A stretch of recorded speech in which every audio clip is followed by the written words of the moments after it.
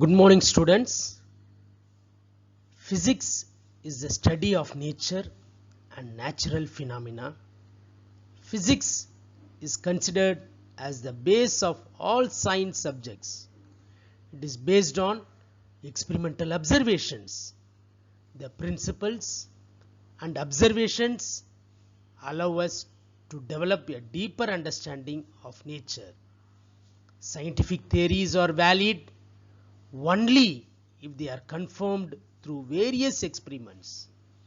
Theories in physics use many physical quantities that have to be measured. Measurement is the base of all scientific studies and experimentations. It plays a vital role in our day-to-day life. It is a process of finding an unknown physical quantity by using a standard quantity. In this lesson, we will be studying about measurement in detail. After the completion of this lesson, students will be able to understand the fundamental quantities and units, and they will also be able to explain the system of units and measurements, analyze the different system of units, and know about temperature, amount of substance, electric current, and luminous intensity. They will explore the knowledge of accuracy in measurements, differentiate plane angle and solid angle, and they will also be able to solve problems related to measurement. Now let us do an activity to measure the length and breadth of your science book. For measuring the length and breadth of your science book, you need a ruler, that is a scale which you use in your day-to-day life.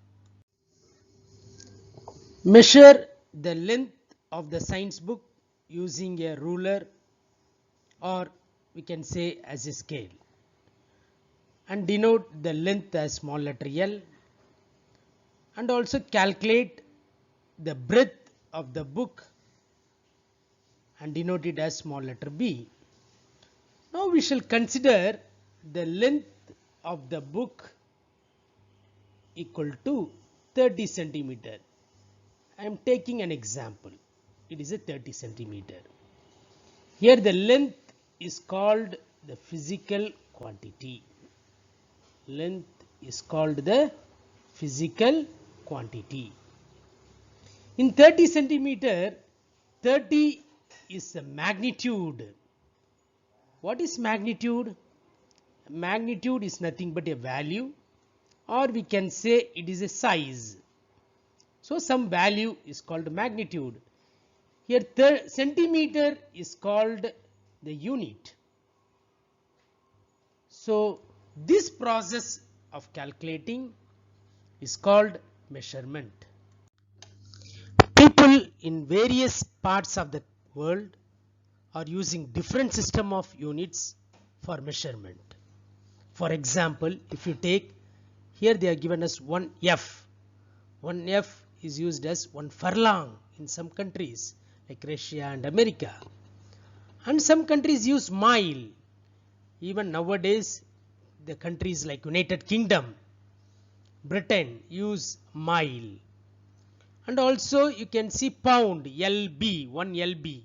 LB means pound. Now we are using 1 kilogram weight. 1 pound is being still used in some of the countries. And if you see the another diagram here, அது வந்து படின்னு சொல்லுவோம் நம்ம தமிழ்ல. அந்த காலத்துல படியை பயன்படுத்தினாங்க, அதாவது அரிசி அளக்கிறதுக்கு படியை பயன்படுத்தினாங்க. Then you see the next picture, there is a sundial. The sundial is being used to calculate the time. Then you can see similarly in our country also, in Konark temple they have been using sundials. So these are some of the ancient units which has been measured in various parts of the country. Now we shall see other earlier system of units. In all parts of the country all parts of the world, they followed a system. Initially they followed FPS system. F for foot, P for pound, and S for second. So that system is called FPS. Then they have used CGS system, where C represents centimeter, G represents gram, and S for second.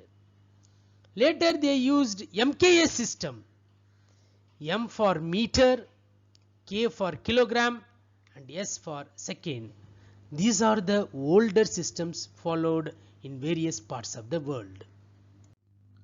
Do you know the CGS, MKS, and SI units are metric system of units, and FPS is not a metric system, it is a British system of unit. அந்த காலத்துல scientist பாத்தீங்கன்னாக்கா they performed the experiments and recorded their results in their own system. அது ஏன்னு பார்த்தாக்கா due to lack of communication. As you studied in the lower class in 1960, in the 11th General Conference on Weights and Measures at Paris in France, scientists recognized the need of using standard units for physical quantities. That was called as International System of Units, and it's shortly known as SI system, that is System of International. We know that scientists chose 7 physical quantities. 7 physical quantities were chosen by the scientist. That we'll be seeing in the next slide. These 7 quantities are called base quantities. They are called base quantities and defined as standard units. They are defined as standard units. They are also known as base units or fundamental units. We can also call them as fundamental units. So the system of international played a vital role in the development of science and in research. As I told already, scientists have told about the 7 base unit and quantities. What are the 7 quantities? Base quantities. They are length, mass, time, temperature, electric current, amount of substance, luminous intensity. These are the 7 fundamental quantities, and correspondingly their units and symbol. If you take length, the unit of length is meter and its symbol is small letter m. The unit of the quantity mass is kilogram and symbol is kg, small letter k, small letter g. The unit of time is second and is denoted as small letter s. The unit of temperature is Kelvin and it is denoted as capital letter K, because Kelvin is a scientist, so we are using the symbol capital letter K. Electric current, the unit is ampere and the symbol is capital letter A. The amount of substance, the unit is mole, M-O-L-E, and the symbol is M-O-L. The unit of luminous intensity is candela and is denoted as CD, small letter C, small letter D.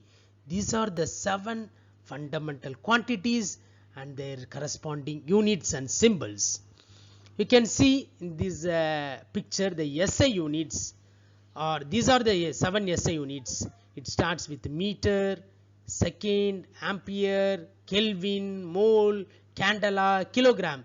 These are the 7 fundamental units of SI system. You have seen about the 7 fundamental quantities, and you also studied about length, mass and time in your earlier classes. Now in this chapter you will be learning about the base quantities such as temperature, current, amount of substance and luminous intensity. Students, observe the picture which I have given here. I know you will all love the first picture, ice cream. And you can see another picture, iron box, and you can see a third picture, firewood burning, and you have a ice cubes. I know that you can all identify which is hot and which is cold. For example, you take the first figure, ice cream. Ice cream is cold. We know that ice cream is cold. If you take iron box, steam is coming out of the iron box. So iron box is very hot. If you take ice cubes, we love to use ice cubes in water and juices. So ice cube is cold. And if you take the firewood burning, that is very hot. So we can identify which is hot and which is cold from this figure. Now we are going to see one of the 7 fundamental quantities, that is temperature. Sometimes we may say that 2 objects are equally hot or cold, but there will be some difference in their hotness or coldness. How do you decide which is hotter and which is colder? You need a reliable quantity to decide the degree of hotness or coldness of an object. That quantity is called temperature. If you want to define temperature, temperature is a physical quantity that expresses the degree of hotness or coldness of a substance. Another definition for temperature. Temperature is defined as a measure of the average kinetic energy of the particles in a system. The SI unit of temperature is Kelvin, that is capital letter K. Here you can see an animated picture. In coldness, the molecules are moving slowly, whereas in hotness, the molecules are moving very fast. So the movement, there will be existing a kinetic energy when there is movement. When the movement is fast, kinetic energy will be more. So the movement of the molecules decides the kinetic energy, and the average kinetic energy of the particle is the temperature of an object. Thermometers are used to measure the temperature directly. Thermometers are calibrated with the standard scales like Celsius, Fahrenheit and Kelvin. Degrees Celsius, capital letter C, and Fahrenheit, capital letter F, are denoted for Celsius and Fahrenheit, and capital letter K is denoted for Kelvin, which is the SI unit of temperature. We will do an activity too. From the newspaper or television, collect the highest and lowest temperature. அதாவது அதிகபட்ச மற்றும் குறைந்தபட்ச வெப்பநிலைன்னு சொல்லுவாங்க. That we are going to collect from your nearest town or a city for a week. உங்க பக்கத்தில் இருக்க அருகாமையில் இருக்கக்கூடிய ஒரு சிட்டியோ டவுன்ல இருக்கக்கூடிய டெம்பரேச்சரை நோட் பண்ண போறோம் ஒரு வாரத்துக்கு. You note down the value. அதிகபட்ச வெப்பநிலையும் குறைந்தபட்ச வெப்பநிலையும் ஒரு டேப்லர் காலத்தில் நம்ம நோட் பண்ண போறோம். That value, does it remain same throughout the year? Then we are going to check. Now I will explain you how to form a tabular column to record the values. This is a tabular column. In the row you mention day and date, maximum temperature, minimum temperature, generally in degrees Celsius. In day and date column we can see Sunday, Monday, Tuesday, Wednesday, Thursday, Friday and Saturday. You also note down for the Sunday from which Sunday you are calculating the date you mentioned. I have given example here 4/7/2021. whatever Sunday you are calculating, you mention the date and you note down the reading. For example, maximum temperature is 38 degree, you mention it as 38 degree Celsius. If the minimum temperature is 24 degree, you mention it as 24 degree centigrade on Sunday. Similarly, you record the values for Monday, Tuesday, Wednesday, Thursday, Friday and Saturday. So using this activity, you will be able to understand the data, how it has been recorded, and whether the value you recorded is constant throughout the week or whether it is remaining same throughout the year.